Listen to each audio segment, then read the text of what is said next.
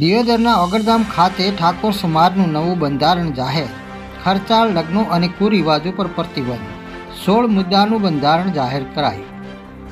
વાત કરીએ તો બનાસકાંઠા જિલ્લાના દિયોદર તાલુકાના પ્રસિદ્ધ ઓગરધામ ખાતે ઠાકોર સમાજ દ્વારા સમાજ સુધારણા માટે મહત્વપૂર્ણ પગલું ભરવામાં આવ્યું છે. ઓગરધામ ખાતે યોજાયેલા ભવ્ય કાર્યક્રમ દરમિયાન ઠાકોર સમાજનું 16 મુદ્દાનું નવું સામાજિક બંધારણ સત્તાવાર રીતે જાહેર કરવામાં આવ્યું. નવા બંધારણમાં સમાજમાં વ્યાપેલી ખર્ચાળ લગ્ન પ્રથા, દેખાદેખી તેમજ વિવિધ કુરિવાજો પર સંપૂર્ણ પ્રતિબંધ મૂકવાનો નિર્ણય લેવામાં આવ્યો છે. લગ્ન, મરણ તથા અન્ય સામાજિક પ્રસંગોમાં બિનજરૂરી ખર્ચ અટકાવી સમાજના નબળા અને મધ્યમ વર્ગ પરનો આર્થિક ભાર અટકાવવાનો મુખ્ય હેતુ આ બંધારણનો છે. સમાજમાં સાદગી, એકતા અને શિસ્ત લાવવાના ઉદ્દેશથી તૈયાર કરાયેલ 16 મુદ્દાનું બંધારણ આવનારી પેઢી માટે માર્ગદર્શક સાબિત થશે એવી આશા વ્યક્ત કરવામાં આવી હતી.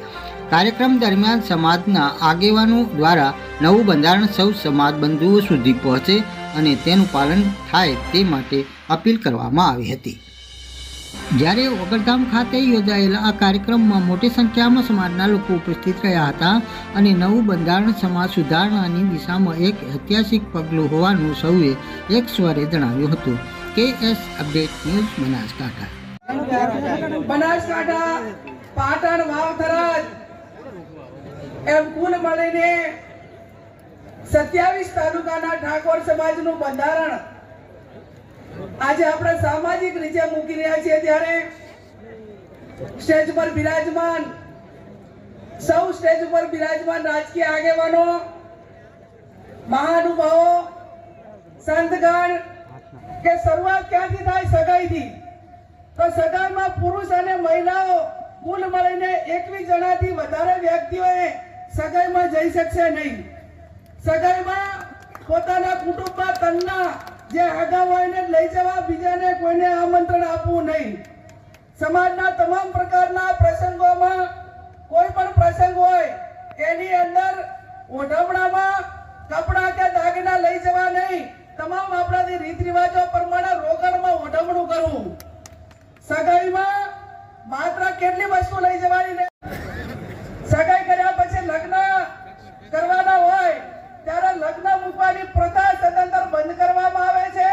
સામ સામે ચર્ચા કરીને ગણેશ લેવાના રહેશે. લગ્ન પ્રસંગે પત્રિકા છપાવવાની નહીં રહે. સાદું કાર્ડ રાખવું. મોબાઈલ ફોનથી ડિજિટલ આમંત્રણ આપી શકાશે. ટૂડ પ્રસંગે આમંત્રણ કે રાવણું રાખવું નહીં. સામાજિક પ્રસંગે રાજકીય આગેવાનો હાજર ન રહી શકે તો કોઈએ આગ્રહ કરવો નહીં અને કોઈએ નારાજગી વ્યક્ત કરવી નહીં.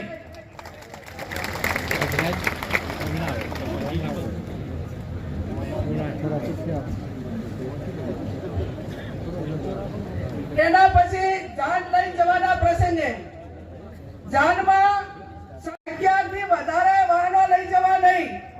જાનમાં ગાડીઓની લાઈન લગાવવી નહીં. જાનમાં મહિલાઓ અને પુરુષો કુલ મળીને 100 વ્યક્તિઓએ જવાનું રહેશે. જે 10 વર્ષની ઉંમરનું બાળક હશે તે વ્યક્તિ ગણાશે. જાનમાં વધુમાં વધુ 2 ઢોલ લઈ જવાના રહેશે અને જાનમાં શરણાઈ લઈ જવા માટેની છૂટ આપવામાં આવે છે. બીજા કોઈએ લઈ જવાના નથી.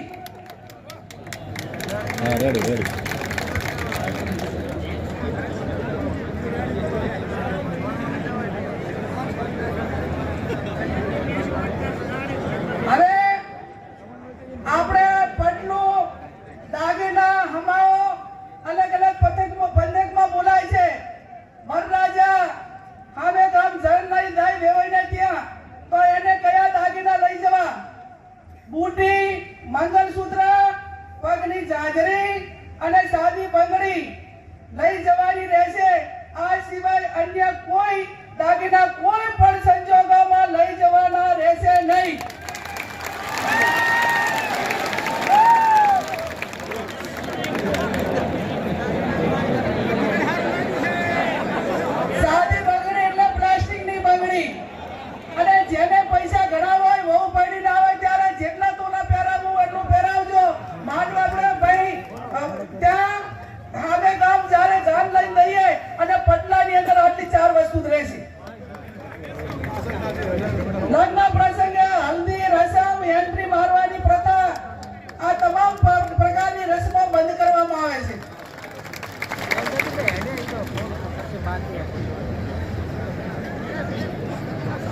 જમણવારનો પ્રસંગ.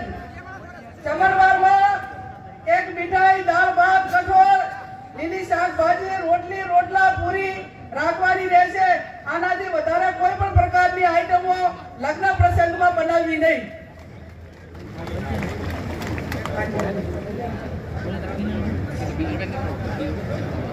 જમણવારમાં છાશ રાખવી હોય તો રાખી શકાશે. ઉનાળાનું હોય તો સાહેબ છાશ રાખવું પડે. હવે પછી આવ્યો મહામેળાનો પ્રસંગ. નહીં આવે.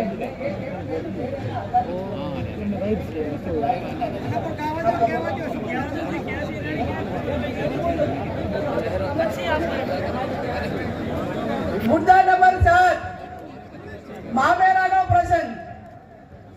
મહામેળામાં મહિલા અને પુરુષ સાથે વધુમાં વધુ 100 ની સંખ્યા લઈ જવાની રહેશે. મહામેળામાં વધુમાં વધુ તમામ પ્રકારના 11 વાહનો લઈ જવાના રહેશે. રોકડમાં ઓઢમણું કરવાનું રહેશે. મહામેળામાં ઓછામાં ઓછા એ 11,000 અને વધુમાં વધુ જે દાનમાં મેળવવાના એ 1,51,000 થી વધારે જાહેરમાં કોઈ રકમ મૂકી શકાશે નહીં. મહામેળા પ્રકારમાં તમામ પ્રકારના દાગીના લેવા લઈ જવાની પ્રથા બંધ કરવામાં આવે છે અને તમામને દાગીના લઈ જવા હોય તો આગળ દાડે આપી આવે અથવા તો પછી અઠવાડિયા પછી બાકી દાનમાં એ દિવસે આ 1,51,000 થી વધારથી કોઈ પણ પ્રકારની રકમ એ વધારે જાહેર માંડવામાં કે દાનમાં મૂકવાની રહેશે નહીં.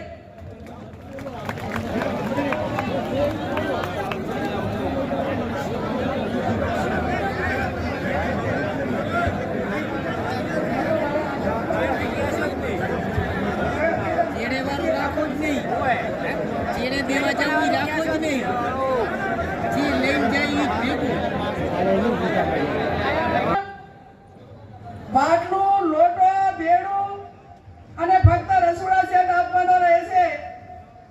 ભેટમાં જે વાહનો આપવામાં આવે છે એ સદંતર બંધ કરવામાં આવે છે.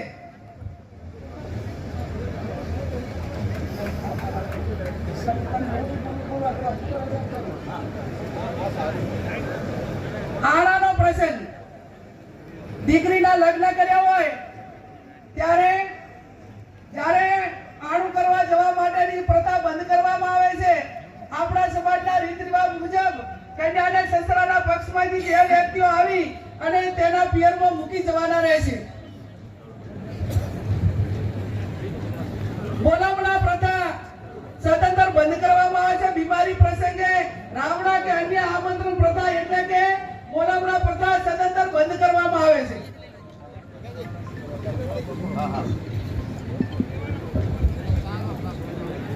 મુદ્દા નંબર 11, ઢૂંઢ જન્મદિવસ પ્રસંગે ઢૂંઢ પ્રસંગ આમંત્રણ કે રાવણું રાખવું નહીં. જન્મદિવસની ઉજવણી પ્રસંગે સદંતર બંધ કરવામાં આવે છે. જન્મદિવસની ખુશી પેટે જે તે વ્યક્તિએ નજીકની આપણા સમાજની લાઇબ્રેરી હોય અથવા શૈક્ષણિક સંસ્થા હોય ત્યાં યથાશક્તિ ફાળો આપી શકશે. આજની તારીખે મારી કોઈ સમાજ પાસે માંગણી હોય તો જેમ તમામ સમાજો ધાર્મિક જગ્યાએ ભેગા થાય, પાટીદાર સમાજ ભેગો થાય, ચૌધરી સમાજ ભેગો થાય, રબારી સમાજ વડવાળાના નામે ભેગો થાય, દલિત સમાજ બાબા સાહેબ આંબેડકરના નામે ભેગો થાય, ક્ષત્રિય સમાજ મહારાણા પ્રતાપના નામે ભેગો થાય, આદિવાસી સમાજ બિરસા મુંડાના નામે ભેગો થાય તો મારો ઠાકોર સમાજ એ ઉત્તર ગુજરાતમાં સદારામ બાપુના નામે ભેગો થાય ને એવું સદારામ ધામ બનાવવા માટેની આપ સૌને હું બે હાથ જોડીને વિનંતી કરું. મુદ્દા નંબર 14, પ્રસંગોમાં નશાકારક વસ્તુનો ઉપયોગ કરવો નહીં. સમાજમાં કોઈ પણ સારા નરસા તમામ પ્રકારના પ્રસંગોમાં વ્યસન વાળી કોઈ પણ પ્રકારની વસ્તુ, ગોળી, બીડી, અફીણ, આ કોઈ પણ નશાના કોઈ પણ પ્રકારની બંધીઓ એ લગ્ન કે આ પ્રસંગમાં ન વપરાય એવું પણ આજે સમાજ નક્કી કરે છે. શું કહેશો? આજે ઠાકોર સમાજનું સંમેલન મળવા જઈ રહ્યું છે, મોટી સંખ્યામાં લોકો ગણપતિ ધામ અમારા ઠાકોર સમાજનું આસ્થાનું ધામ છે. એ ધામની અંદર એક ઐતિહાસિક ઠાકોર સમાજ માટે જે કુરિવાજો છે, આર્થિક રીતે સદ્ધર થવા માટે જે ખોટા ખર્ચાઓ છે એને નાથવા માટે એક આજે ઐતિહાસિક નિર્ણય લેવાનો છે. એમાં સમગ્ર 3 જિલ્લાના તમામ ઠાકોરો ઉપસ્થિત રહી અને વગરજીની સાક્ષીએ ખૂબ જ એક ઐતિહાસિક નિર્ણયને સ્વીકારવાના છે.